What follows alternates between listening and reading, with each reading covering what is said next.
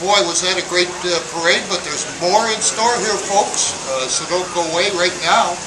We're going to walk the grounds, and we're going to talk to some of the exhibitors here at the 2011 edition of... All right, joining me now is Elizabeth Simpson. I believe you're with the same group, the Captain William Hendricks Company, yes. And your group represents the time period of the Revolutionary War, perhaps a little bit before. And I understand, Elizabeth, you're a doctoress. Tell us a little bit about what a doctoress is and what a doctoress would have done. I portray an 18th century lay medical practitioner. So there was no legal regulation of medicine during the 18th century. So most middle class and lower people, actually the medical practitioners, never had formal training. Some of them had some short-term apprenticeships, others simply did not. I portray one of these lay medical practitioners, a woman or mid-20s who practices medicine but was never formally trained at a college or university. Did they actually have colleges and universities to train medical Not in North America. At this point, there are two reputable colleges that are English. One is in Edinburgh and the other one is in London. There are a few other universities scattered throughout the major cities in Europe, but most of the physicians and surgeons that one would see in the 18th century colonies came from either London or Edinburgh.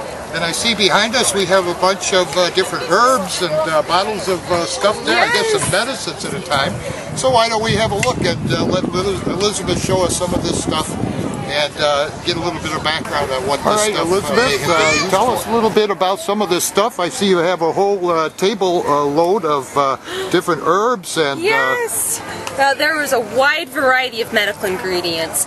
A governing theory of the medical pharmacopoeia at this time is called the Doctrine of Signatures. The thought was that God, as part of his infinite wisdom, made various plants or pieces of animals be linked somehow to various human ailments.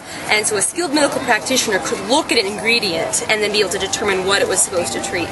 And so in reality, it meant that practically any plant, animal, or mineral in some form could be used in medicine, and many of them were, in fact, even if they were what we would consider in the 21st century quite dangerous. The basic premise, basic governing theory behind medicine itself at this point is called, excuse me, Humeric theory. The thought is that the body is governed and regulated by a series of fluids. Disease is caused by imbalances or stagnations of these fluids, and a skilled medical practitioner then purges out these stagnations through a variety of means. Bloodletting is very common, and this is a bleeding bowl. Most bleeding was performed in the forearm, and so you could easily sit with your arm in the bowl for long periods of time. They would use an instrument to make these small cuts called a fleam or a lancet. And this is a lancet, and this one has 3 different sized blades. This would actually be tapped into the skin in a number of small cuts. They're meant to be shallow, but there's meant to be a variety of them, so then you have a slow, steady bleed over a few hours. Another variety of lancet is this. This is called a spring lancet. And instead of having a stationary blade, the blade itself would actually move. I pulled back a lever, and you'd push the button and it would go into the skin for you. So beyond bloodletting, there are various other ways to treat an ailment. Many purgatives were used, different ingredients to induce vomiting, to induce sweating, to raise blisters. A very common medicine in the 18th century is called 10 and 10. And that was 10 grains of calomel, which is a mercury compound, and 10 grains of jalap, which is this root right here. It's the root of a Mexican morning glory. And it worked upwards and downwards as it was advertised.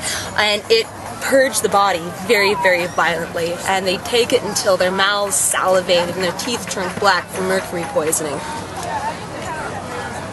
Well, thank you very much for taking the time to talk to us today. Well, thank you, and have a good day. You too. Now joining me again from the early colonial days and the Revolutionary War is Jeff Sager, and he's with the Brigade of Guards, is that correct? Yes, it is. And tell us, Jeff, about the character that you're portraying and what they would have been all involved in. Well, our unit is portraying the British Brigade Guards, like you mentioned, which today are the regiments that guard Buckingham Palace. They sent over 1,000 guardsmen in 1776, and they fought here throughout the war, surrendered at Yorktown in 1781.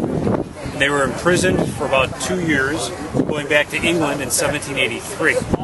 During the time they were here, they fought in the northern battles up in New York, New Jersey, that area. Then, towards the latter part of the war, they went down south and were with Cornwallis through the South Carolina, North Carolina, Virginia campaign, surrendering finally at Yorktown.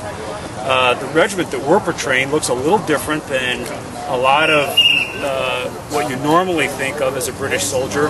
The uniform was highly adapted for the North American continent when they came here. Some of the things they did was, instead of wearing the knee breeches and the socks exposed, they can get caught by brush, they went to a long trouser.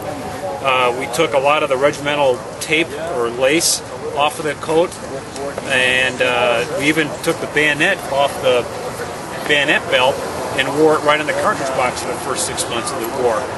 Adapted our hats, cut them down from the three-corner hat, and so right in the beginning of the war they modified their overall look quite a bit. And tell us a little bit about the weapon that you're holding here, and maybe you can hold it up so our viewers at home can get a look at it. Well, this particular weapon is very unusual. It is a rifle that was used by the British here in North America. Now is that ball and musket? Yeah, it's a round ball, about a 62 caliber. The Brown Bess is about a 75 caliber. So in between shots, how long do you think it would take them to reload and get ready for another shot? With a Brown Bess, you could load and fire about 3 times, 4 times a minute. With a rifle, it's roughly 1 time a minute. And that was the advantage of the musket, that and the fact you can put a bayonet in the end. The advantage, of course, of the rifle is your accuracy and your distance. What the British decided to do was, instead of having a whole company of riflemen like the Americans did, they sent these rifles to North America and distributed them among the light infantry companies of the British regiments, about 5 per company. The British light infantry were their employment at the tactics was more like skirmishers or Indian fighting. That's how the lights were used. In every regiment, the British Army had a company of light infantrymen. So now you have a company, roughly full strength, about 40 to 60 guys. 3 or 4 or 5 are armed with rifles.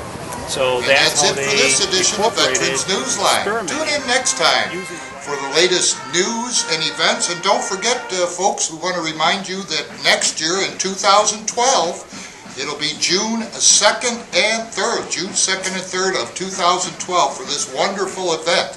We're looking forward to covering it for you again next year, and we'll be here with our cameras and our crew. We hope you'll join us.